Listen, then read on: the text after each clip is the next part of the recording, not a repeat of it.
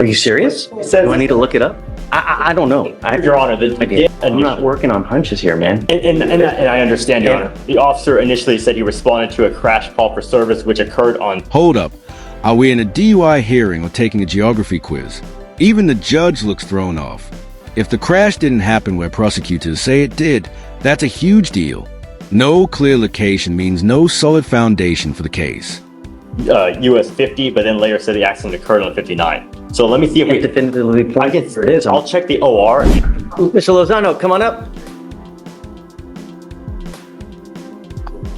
We were in an accident on 59.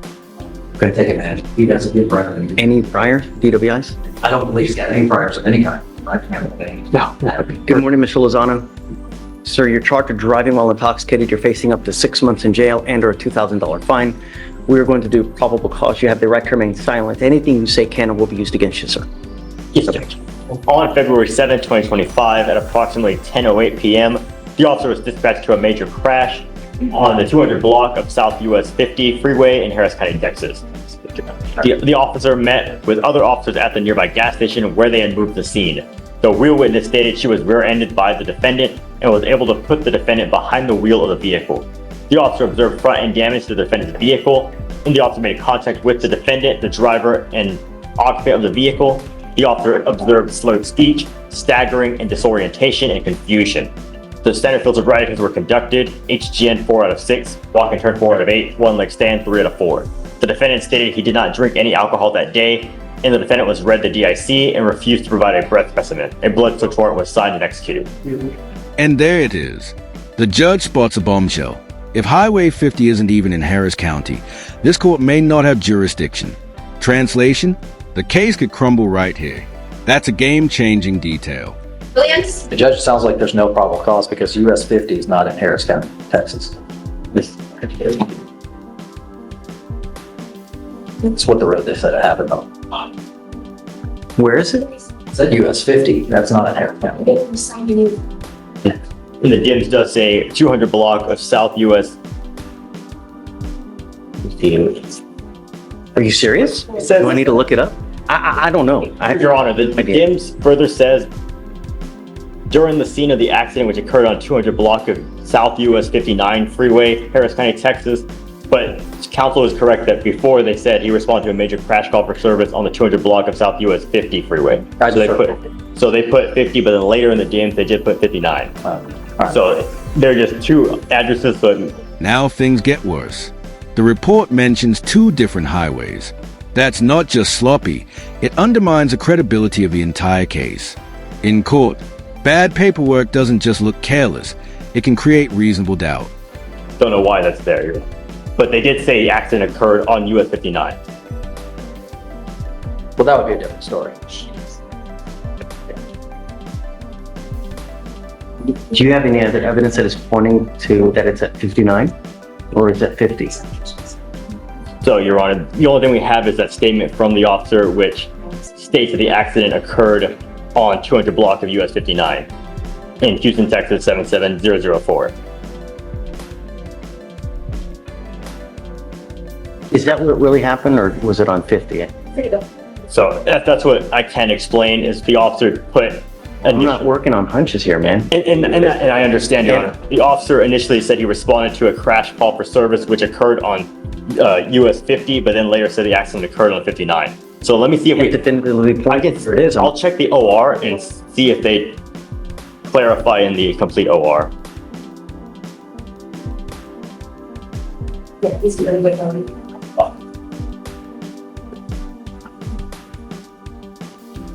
And in the OR as well, the officer says, which occurred on 200 block of US 50, Houston, Texas 77004. So is 50, it's not in Harris County? He switches between 50 and 59 in the offense report sheet. I know, probable cause. Yes, Judge, and we understand. All right, Joe. Thank you, Judge. All right, Mr. Lozano, be careful out there. You know what I mean? Really. Just listen to, he's great. He'll help you out whenever you need him, you know? All right, man. Good luck. Excuse, Judge. Okay. All right, I'll meet you in the hallway. Okay. You are Alberto Lopez. Yeah. Mr. Lopez, you're charged with driving while intoxicated. You're facing up to 6 months in jail and or a $2,000 fine. You're charged with driving while intoxicated, second offense. You are facing up to a year in jail and or a $4,000 fine. Is it being reduced to a first? It looks like it's being reduced to a first. What you must understand that this is still 2. So if you ever pick up another DWI, you will be facing a felony charge of a 3rd-degree felony, a minimum of 2 years in prison, a maximum of 10 years in prison. The judge lays it down crystal clear.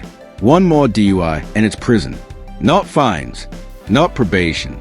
We're talking a felony with a mandatory minimum of 2 years. This is a final warning before the cliff.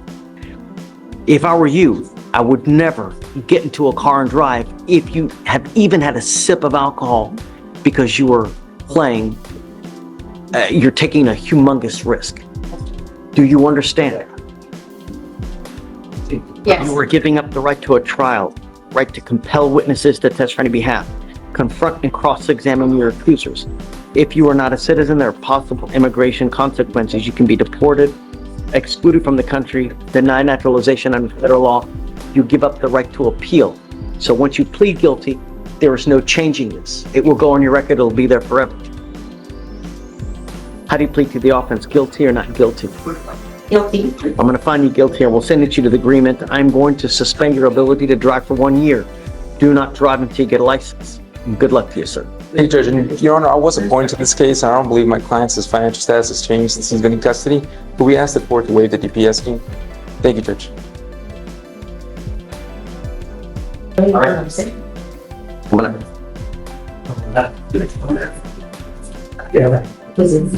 Good morning, Mr. Navarro. Do you speak English, sir?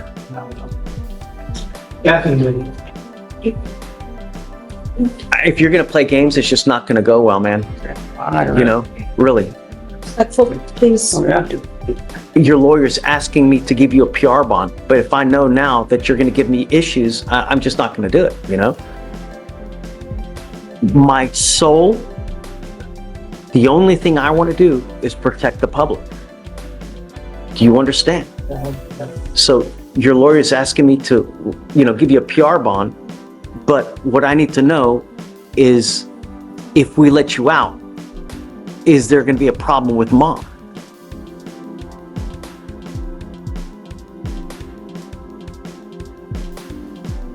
I'm also going to do jail release instructions. So if we could do a jail release order so that he can go to the Harris Center. But here's the twist. This isn't about punishment anymore. The judge shifts focus, pushing for medication, structure, and real support. It's a reminder of what the justice system should look like when mental health plays a role. Mom is right here. Miss Francisca?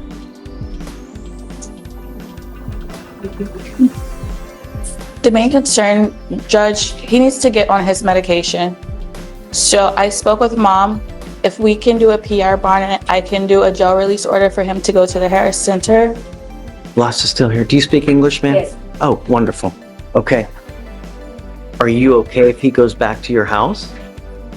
I want them to just willing to get him like a getaway. That's what I want, So what? I wish I could just find a place where they could put my money some month to make sure he is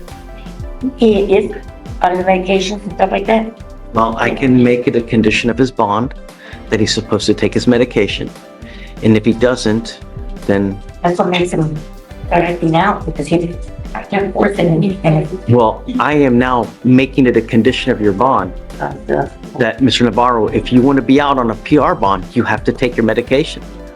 If you don't, then no more PR bond. Do you understand?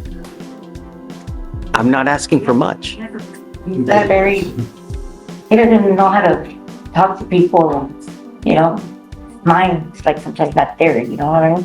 He understands certain things, but I just have a problem with him. He takes it out on me, not no one else, you know what I'm saying? But I don't want to give him strain on him because he's in there on the street homeless, and I can't let my son live in the street. I got it. I understand. And I'm okay with it. Mr. Navarro, do you want me to let you out? They had me out to my home house, area. You have to understand, though, I want you to take the medication. Do you understand? If you do not, Mom is gonna call us, let us know, and then you're gonna be right back here with us. You can hear the weight in her tone. Make me proud. This is no longer just law. It's humanity. She's offering him one shot to turn it around. All it takes is staying on his meds and showing compassion to his mom.